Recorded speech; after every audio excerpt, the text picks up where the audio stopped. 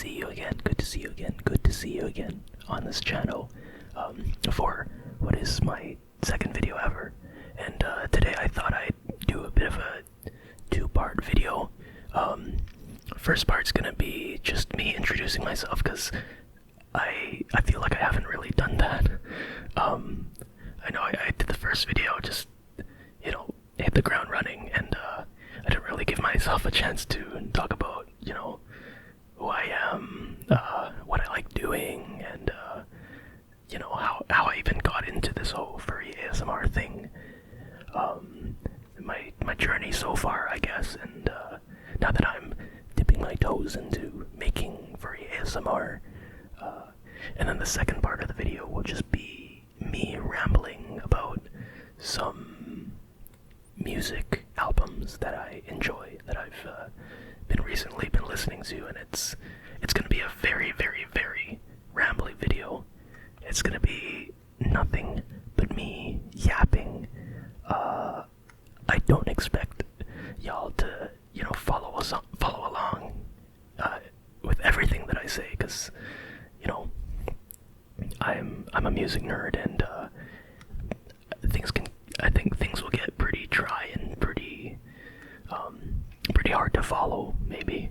But regardless, I'm hoping that the rambling will serve as decent background noise for, you know, falling asleep to, getting sleepy, because I don't know about y'all, but hearing someone yap on and on, about anything really, it definitely, yeah, helps you get sleepy in preparation for, the sleepy, for the sleeps, yeah. But anyway, like I said, I guess I figured I didn't really have a chance to properly introduce myself. So, as you all know, my name's Kerbs. It's actually fairly recent that I decided on a name for my Sona, despite being furry for like more than a decade now. It's a fairly recent sort of thing that I finally decided on. I'd always known that I was gonna have Lynx as a Sona, but yeah, just picking a name for some reason has always been really hard. But yeah, I am a Lynx. A Canada Lynx specifically. Despite the fact that, yes, I know this is the Winter Paw mini canine base, and you know, I'm not a dog. I'm a Lynx. I tried to add the cheek tufts and the ear tufts to give it the Lynx look. I just think this base is really cute. Like, it's the expressions, just the overall, like, yeah. Anyway, I will say, the one thing that I haven't been able to implement is, I don't have a nubtail, which is unfortunate, because I think Lynxes, like, their nubtails are just so cute, but, unfortunately this base doesn't have an option for a tiny little nubtail, so, but it's whatever. I don't have any complaints other than that. Okay, so in terms of VRC, I actually hopped on VRChat for the first time in May of 2024. But even before that, I remember during the pandemic back in 2020, I first discovered VRC furries, content creators and streamers. It was creators like Monty Wolf, Bardic RJ, Fursudo, and a couple others that, yeah, that was sort of the first time that I discovered furries in VRChat, and from that point on, I'd always, you know, I'd always been thinking of whether there was a point in the future where I would hop on VRC and, you know, get my own avatar, have a custom texture, clothing,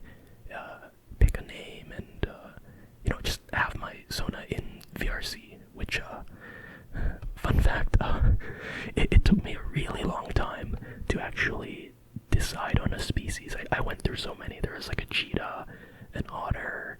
I started off with a fox because like that's the most basic choice, and like I feel like everybody either starts with a fox or a wolf. But I moved on from that fairly quickly. But yeah, it was because of those content creators that I discovered VRC furries, and I was like, man, I want to be one of those. With regards specifically to my avatar, I did texture him himself, my son. I'm really happy with how he turned out. All the stripes and the eye color. And speaking of my avatar, the texture of my sweater here, I actually textured myself, and it's actually scanned straight from my real life sweater. I took photographs of it, stitched it together, and I even made a custom normal map, which I thought was cool. I'm into photography and stuff, so it was a really fun and cool exercise to like combine like 3D work with I guess it's not 3D because it's just, you know, it's just texturing, but you get the point. But yeah, there's a select few of you who I've met in VRC who have heard me ramble about something about Poyomi 9.2, light volumes update, and something normal maps. Does your avatar have normal maps? Does it support light volume support? Because I guess I'm a bit nerdy about 3D graphics and accurate lighting simulation. I think it's cool. Not like ray tracing, but like bump maps and shaders and light volumes. Like I think that stuff is cool. I think if I ever worked in like 3D game dev, I'd totally be an environment artist. I do want to model my IRL pair of glasses at some point, because I do wear glasses in real life because I'm nearsighted. And I think that's going to be like the next big project, because texture work is just 2D, but it'd be cool to do something in 3D. I have some CAD knowledge, but very different. Not like for VRChat avatars. But in terms of ASMR and I guess how I got here and my history with ASMR. So I've actually been listening to ASMR for quite a while now, since like 2018, and I on my YouTube subscribed list I have so many furry ASMR artists that I regularly watch. But it's always been sort of at a distance. I've never really interacted with YouTube comments, or I guess I'm in a few Discord servers, but I never really contemplated making my own content, my own videos, or anything like that, despite the fact that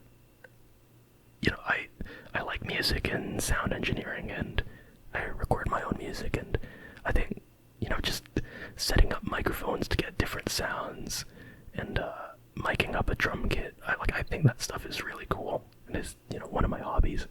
But I never contemplated recording ASMR, and like specifically VRChat furry ASMR at that. But obviously things change, because here we are. It's a weird string of events that it's something about web phishing, and somehow that has led to me taking the plunge, and I guess this is now me formally introducing myself to the world. You, the viewer, hello, at home, hi. It's kind of weird to think that this all happened because of web phishing. Fun fact, it's a story for another time. But yeah, this is all because of web phishing. Anyway, but yeah, I guess that's all in terms of stuff about VRC and furry ASMR, and how I stumbled upon both of those those things. So I guess I will now be yapping about music.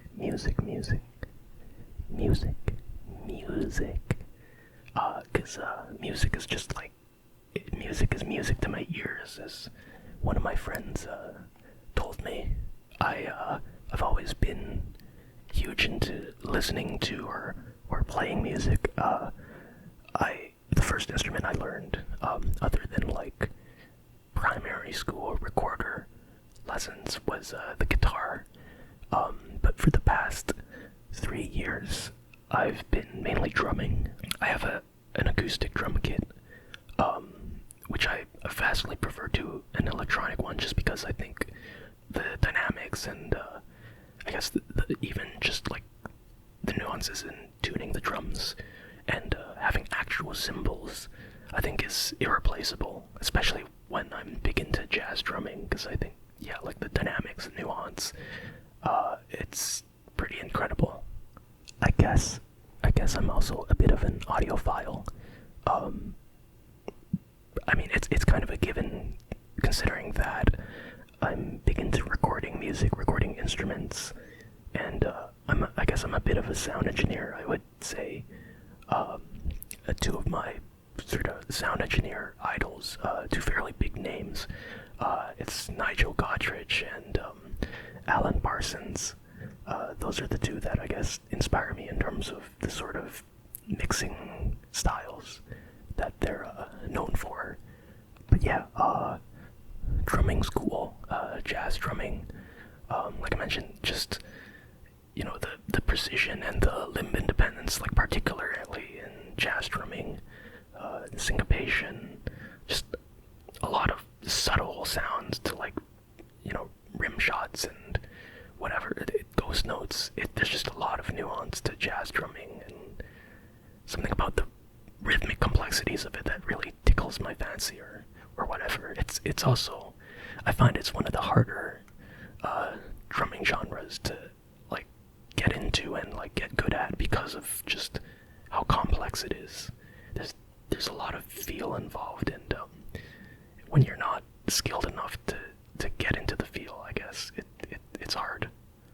A fairly recent jazz drummer that I quite enjoy is Tom Skinner. He's actually part of a trio with Tom York. You know him from Radiohead, maybe. They have a band together called The Smile, but Tom Skinner has his own solo projects, and he participates in other groups and stuff, mainly doing jazz. He's pretty incredible, and definitely one of the inspirations for me in terms of jazz drumming. Another one is Tony Williams, who played with Miles Davis in the 60s. He's kind of incredible, just blistering speed and like just a virtuosity that is incredible to see in some like late 60s live recordings with Miles Davis.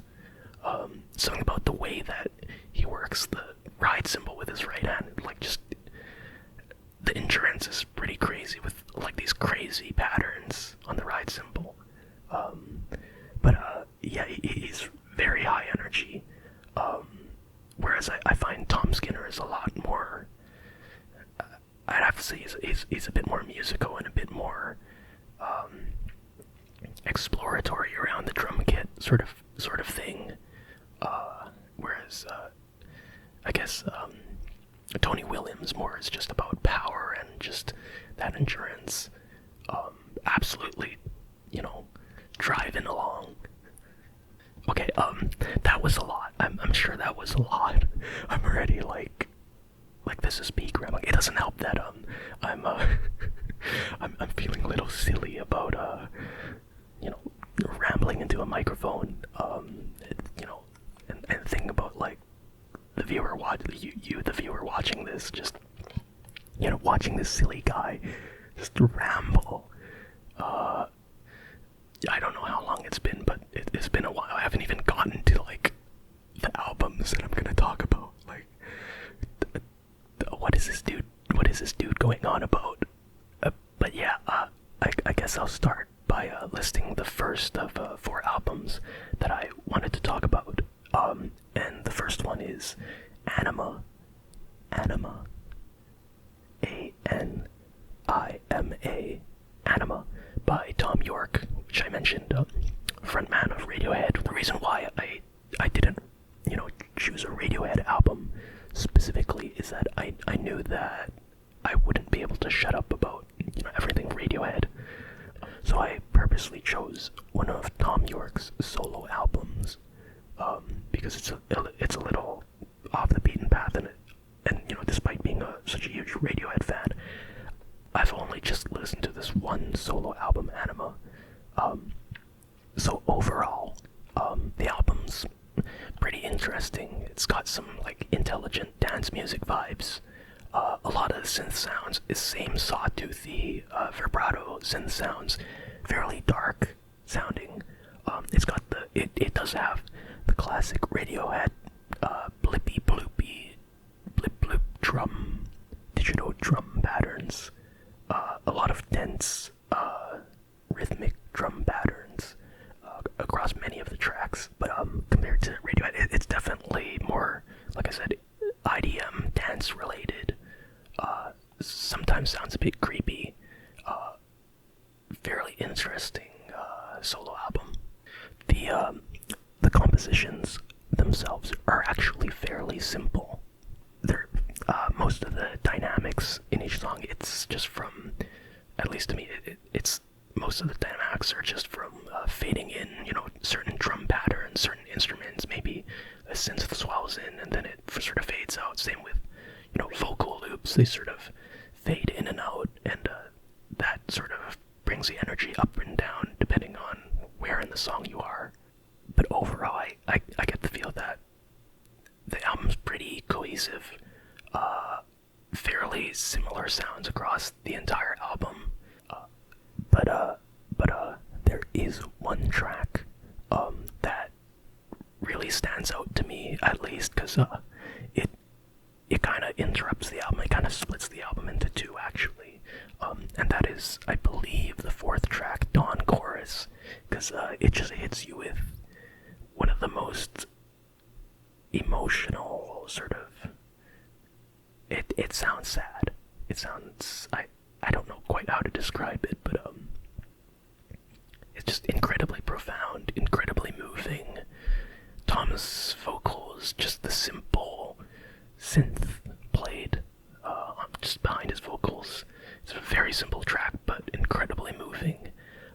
And you come out of it, I guess, being so moved that it kind of, it almost takes you out of the album a bit, because you've just been hearing these sort of blippy bloopy dance rhythm tracks, and you don't expect to be hit by this highly emotional track. Regardless, I think it's very well done. I think despite the fact that it shakes you up a bit right in the middle of the album, I guess I do kind of wish it was a bit later in the album, because I feel like for the rest of the album, I keep thinking about that track Dawn Chorus, even after it gets back to the more blippy bloopiness.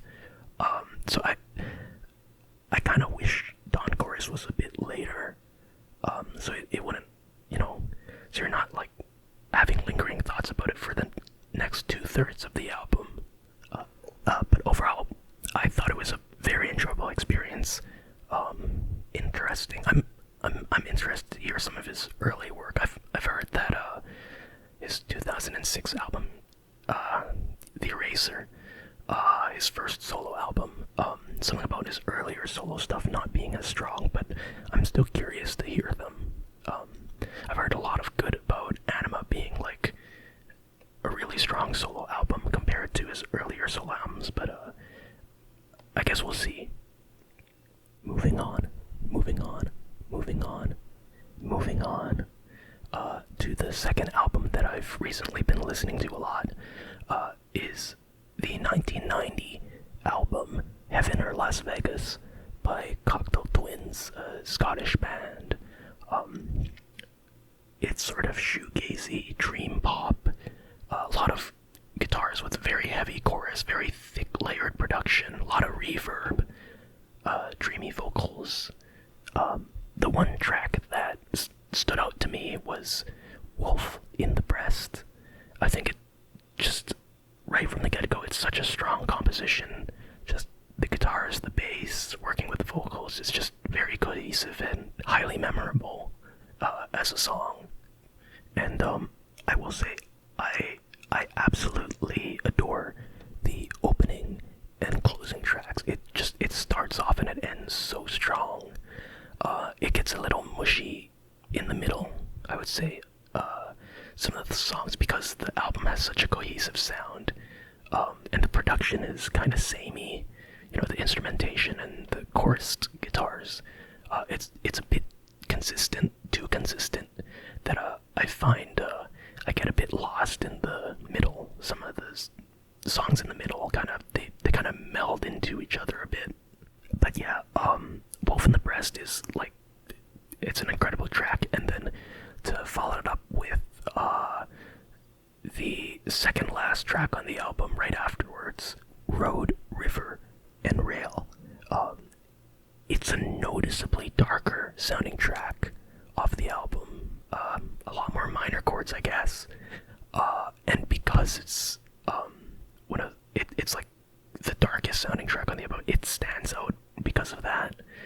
And it captivates me a little more because of that. And then the fact that it's right after such an incredible track is just perfect. And then to end it off with the closing track, I would say the last three tracks on the album are just perfect, one after the other. Like, you have to listen to them all three at once. I will say the title track, Heaven or Las Vegas, prettiest vocals in the entire album. I do wish the lyrics were a bit better though. Yeah, overall, like I said, I wish that either the instrumentation or the production was a bit more varied, more changes in terms of dynamics. I did feel that because the songs were so consistent, and it might just because it's a bit of a pop-oriented genre, so the song structures are a bit samey because it's not as progressive. I wish there was a bit more dynamics, because like I said, some of the tracks do kind of meld into each other. Oh, that reminds me, there is an earlier album from 1986. I think it's called The Moon and the Melodies.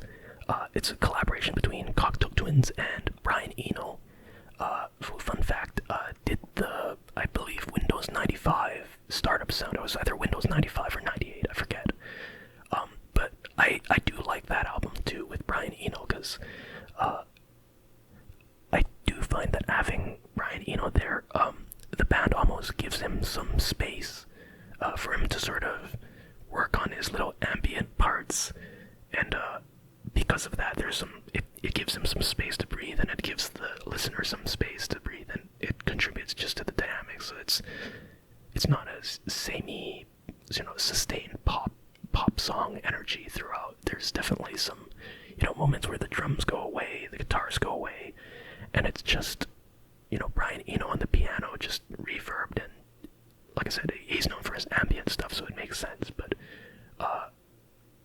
I think the band with Brian Eno combined together, that sort of dreamy, dream pop shoegazy with Brian's ambience, makes for a really nice experience. Moving on to our third album. It's actually, I know, I just mentioned two albums. This third album is also going to be secretly two albums, because it is Björk, Homogenic 1997, alongside the live version of Homogenic Live. Just the studio version, absolutely just a huge album with these huge contrasting sounds of these industrial-inspired drum rhythms, electronic, like programmed drums, but they're paired with cleanly recorded strings like an orchestra, and I find the pairing of the two to be so interesting and so unique. And then combined with Björk's vocals, she has such a unique voice. It's just such a unique album, I guess. I I don't know how else to describe it. It's quite incredible. I find that Björk, in terms of female vocalists in my music library, I tend to lean to more soft, and my favorite female vocalists are like Natalie Mering of Wise Blood and Eurythmics, Annie Lennox. They're all, I believe, the lowest female register of like the classical voices. They're all contraltos, which is the lowest female voice register, and Karen Carpenter as well. They all have a softness to the quality of their voices that I find very pleasing. Letitia Sadier of Stereolab is another contralto, I believe, and I love her voice. I'll talk about Stereolab, spoilers, for my final album. But no, Björk's none of that. Björk has such an incredible strength in her voice that is, yeah, I don't have any other female vocalists in my music library that comes close to her. She very easily switches from this quiet, almost childish sort of voice to just straight out belting out loud, especially in her live performances. That's quite remarkable. It's a huge contrast and pretty intense, honestly. I will say sometimes she gets a bit too waily for my tastes. For example, the live version of Immature on Homogenic Live, it gets just a little bit grating for me, because she really lets it rip, and yeah, I guess it's a little too much for me. Regardless, I will say her live performances of Yoga, I never googled what the correct pronunciation of that is. Joga. I think it's the name of one of her friends, one of Björk's friends. But the live performance of that track is just absolutely incredible on Homogenic Live, followed by the song So Broken. Incredible performance, incredibly dynamic vocals, just so impressive. And then the live version of Homogenic actually closes off with what is the closing track of her 1993 album debut, her debut album entitled Debut, Anchor Song. And my god, the live version,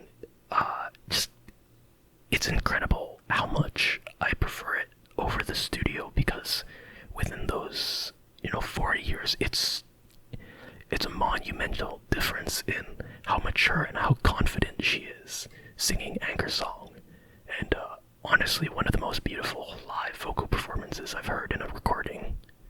But anyway, yeah, that's Homogenic 1997, Björk and Homogenic Live. Huge album, huge sounds, very interesting pairing of acoustic strings and blown out digital drums, and it just works so well with Björk's vocal style, on top of all that instrumentation. It's bombastic, but not in a naive way. I would describe the album Homogenic as sounding very cinematic, and it's just such an enjoyable listening from start to finish. Like, I totally sit down and listen to it in its entirety. Okay. We are finally at the last album, the fourth album for this video, because this is going to be a long video. Again, just me rambling. I hope you're like falling asleep by this point, because that is my goal. My goal is to make you get sleepy from all my nerdy rambles.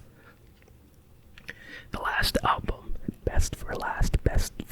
This isn't a recent album for me, but it is such a classic album. 10 out of 10, absolutely flawless, that I have to mention it. It is the 1997 album Dots and Loops by Stereolab. It is simply a 10 out of 10 flawless album. Every track stands on its own, but together it forms one of the most cohesive, well thought out, most enjoyable, complete album listening experiences I've ever had the pleasure of hearing. it is most definitely one of my favorite albums of all time, and one of Pocket Fox's favorite albums of all time, too, as well, actually. It is such a complete experience. I feel like it explores so many different moods and so many different sounds and instruments and textures, but all within such a cohesive package.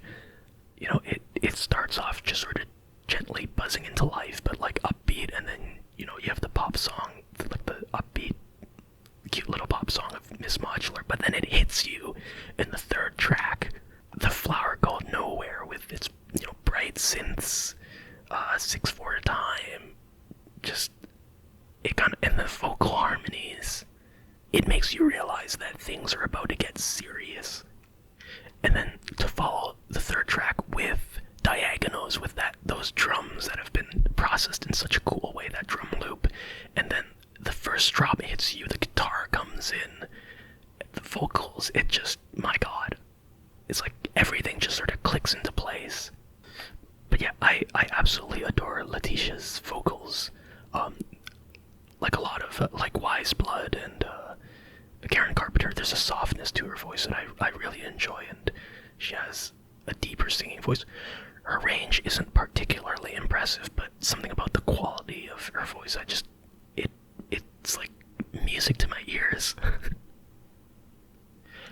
I will say, I'm gonna skip through the middle tracks, because I guess I'll have nothing but good to say about them. It gets a bit jammy, some blip blip drum sounds, some cool lounge stuff, synths, guitars, like strummed nylon guitar,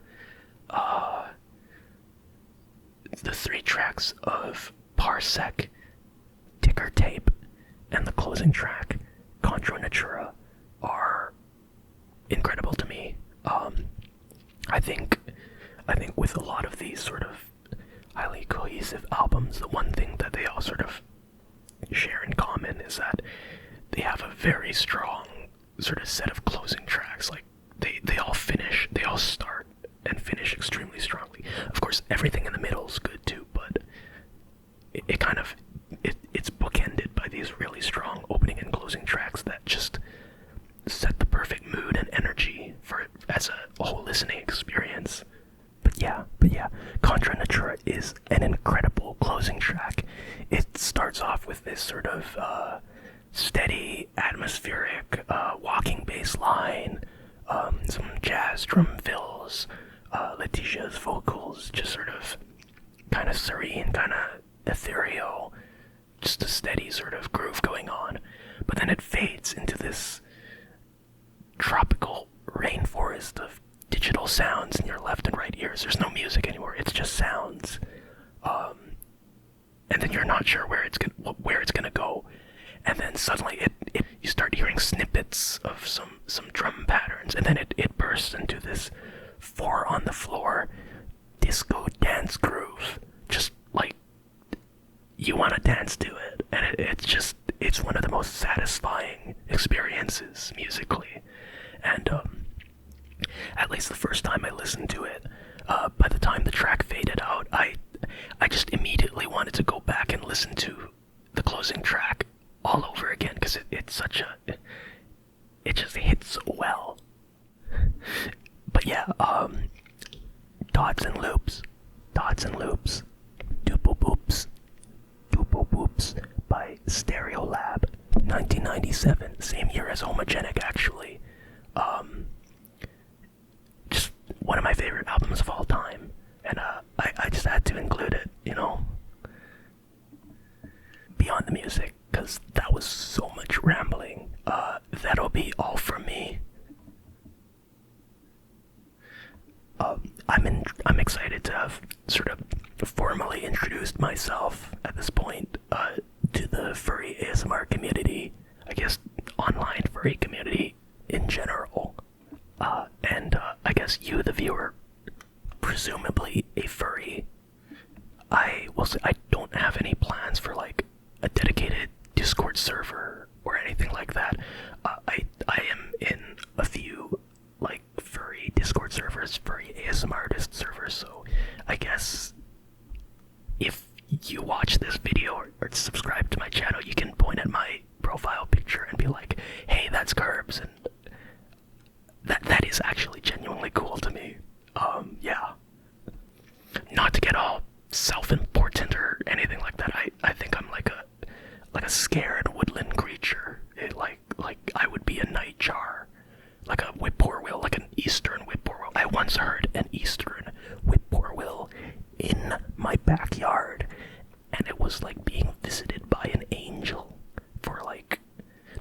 biologists, ornithology loving folks, did you know I love birding? I love going birding because it's like, it's birds and photography. Like, come on.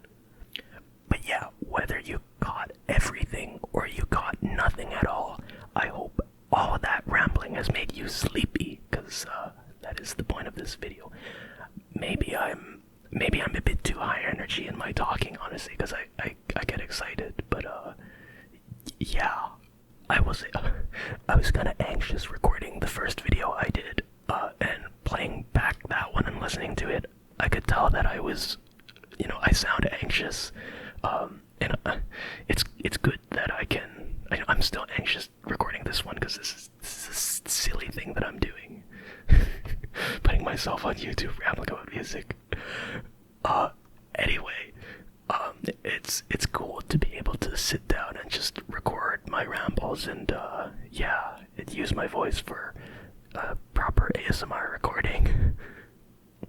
Yeah, I don't know what I'm gonna be doing for the next video, if it's gonna be specific triggers or roleplay, like BF roleplay, personal attention, positive affirmations. I don't know. We'll see. Unless, like, I don't know. Feel free to leave something in the comments. I'm definitely gonna read them, because reading comments is fun. Like, wow. But yeah, stay cozy, stay furry, stay bundled up, actually, because at least where I am, it's very cold this time of the year, and the snow doesn't even melt anymore. It's just permafrost or something like that. But I like snow, so it's okay. But yeah. Oh, and happy holidays. Yeah. Bye bye. See you in next one. Bye bye.